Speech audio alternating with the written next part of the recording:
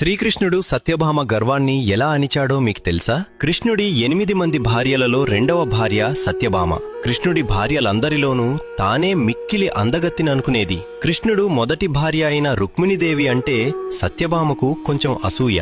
ఆ రోజుల్లో భూమి మీద సత్యభామ తండ్రే అత్యంత ధనవంతుడు. అందుకే సత్యభామ చిన్నప్పటినుంచే ఎంతో గారాబంగా పెరిగింది. అందువల్ల సత్యభామ అందరితో ఎంతో పొగరుగా నడుచుకునేది. ఒకరోజు శ్రీకృష్ణుడి పుట్టినరోజు వచ్చింది. అందరూ బహుమతులిస్తుంటే సత్యభామ తన ప్రేమని, తన సంపదను అందరికీ చూపించాలి అనుకుంది. అందుకోసం తులాభారం చేయాలని నిర్ణయించుకుంటుంది. సత్యభామ కృష్ణుడితో, స్వామి, మీ పుట్టినరోజున నేను తులాభారం చేస్తాను అని చెప్తుంది. అందుకు కృష్ణుడు నవ్వుకొని, సరే నీ ఇష్టం సఖీ అని అంటాడు.